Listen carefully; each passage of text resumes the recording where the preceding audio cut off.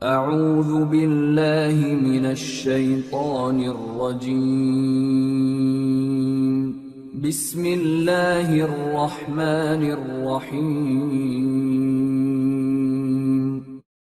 شروع اللہ کا نام لے کر جو بڑا مہربان نہایت رحم والا ہے۔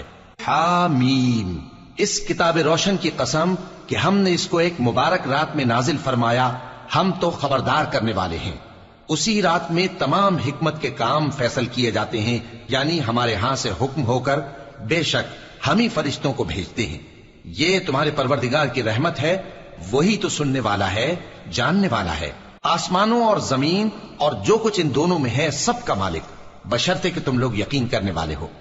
اس کے سوا کوئی معبود نہیں، وہی زندگی دیتا ہے اور وہی موت دیتا ہے، وہی تمہارا اور تمہارے پہلے باپ دادوں کا پروردگار ہے۔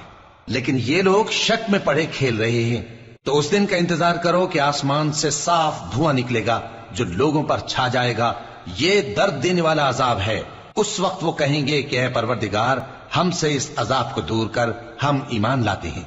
اس وقت ان کو نصیحت کہاں مفید ہوگی، جبکہ ان کے پاس پیغمبر آ چکے جو ہمارے احکام کھول کر بیان کر دیتے تھے۔ پھر انہوں نے ان سے منہ پھیر لیا اور کہنے لگے، یہ تو سکھایا پڑھایا ہوا ہے، دیوانہ ہے، ہم تو تھوڑے دنوں عذاب ٹال دیتے ہیں مگر تم پھر کفر کرنے لگتے ہو۔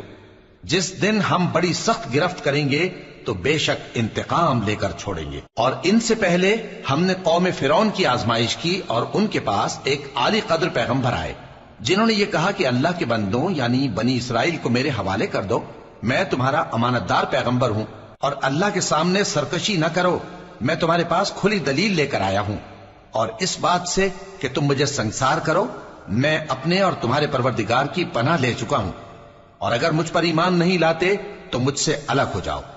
تب موسیٰ نے اپنے پروردگار سے دعا کی کہ یہ نافرمان لوگ ہیں۔ اللہ نے فرمایا کہ اچھا، میرے بندوں کو راتوں رات لے کر چلے جاؤ، اور فرعونی ضرور تمہارا تعاقب کریں گے، اور سمندر سے کہ ٹھہرا ہوا ہوگا پار ہو جانا، تمہارے بعد وہ پورا لشکر ڈبو دیا جائے گا۔ وہ لوگ بہت سے باغ اور چشمے چھوڑ گئے اور کھیتیاں اور نفیس مکان اور آرام کی چیزیں جن میں وہ عیش کیا کرتے تھے۔ اسی طرح ہوا، اور ہم نے دوسرے لوگوں کو ان چیزوں کا مالک بنا دیا۔ پھر ان پر نہ تو آسمان اور زمین کو رونا آیا اور نہ ان کو مہلت ہی دی گئی، اور ہم نے بنی اسرائیل کو ذلت کے عذاب سے نجات دی، یعنی فرعون سے۔ بے شک وہ سرکش اور حد سے نکلا ہوا تھا، اور ہم نے بنی اسرائیل کو اہل عالم میں سے علم کی بنیاد پر چنا تھا، اور ان کو ایسی نشانیاں دی تھیں جن میں کھلی آزمائش تھی۔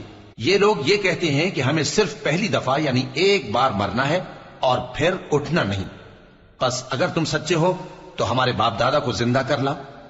بھلا یہ اچھے ہیں یا تبا کی قوم اور وہ لوگ جو ان سے پہلے ہو چکے ہیں؟ ہم نے ان سب کو ہلاک کر دیا، بے شک وہ گناہگار تھے۔ اور ہم نے آسمانوں اور زمین کو اور جو کچھ ان میں ہے اس کو کھیل کے لیے نہیں بنایا، ان کو ہم نے تدبیر سے پیدا کیا ہے، لیکن اکثر لوگ نہیں جانتے۔ کچھ شک نہیں کہ فیصلے کا دن ان سب کے جی اٹھنے کا وقت ہے، جس دن کوئی دوست کسی دوست کے کچھ کام نہ آئے گا اور نہ ان کو مدد ملے گی مگر جس پر اللہ مہربانی کرے۔ بے شک وہی غالب ہے، بڑا مہربان ہے۔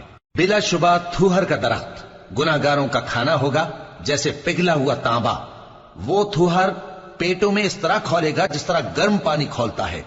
حکم دیا جائے گا کہ اس کو پکڑ لو اور کھینچتے ہوئے دوزخ کے بیچوں بیچ لے جاؤ، پھر اس کے سر پر کھولتا ہوا پانی اونڈیل دو کہ عذاب پر عذاب ہو۔ اب مزہ چکھ، تو بڑی عزت والا اور سردار تھا۔ یہ وہی دوزخ ہے جس میں تم لوگ شک کیا کرتے تھے۔ بے شک پرہیزگار لوگ چین کے مقام میں ہوں گے، یعنی باغوں اور چشموں میں باریک اور دبیز ریشم کا لباس پہن کر ایک دوسرے کے سامنے بیٹھے ہوں گے۔ وہاں اس طرح کا حال ہوگا، اور ہم بڑی بڑی آنکھوں والی حوروں کو ان کی بیویاں بنا دیں گے۔ وہاں امن و اطمینان سے ہر قسم کے میوے منگائیں گے اور کھائیں گے، اور پہلی دفعہ کے مرنے کے علاوہ موت کا مزہ پھر نہیں چکھیں گے، اور اللہ ان کو دوزخ کے عذاب سے بچا لے گا۔ یہ تمہارے پروردگار کا فضل ہے، یہی تو بڑی کامیابی ہے۔ ہم نے اس قرآن کو تمہاری زبان میں آسان کر دیا ہے تاکہ یہ لوگ نصیحت حاصل کریں، پس تم بھی انتظار کرو، یہ بھی انتظار کر رہے ہیں۔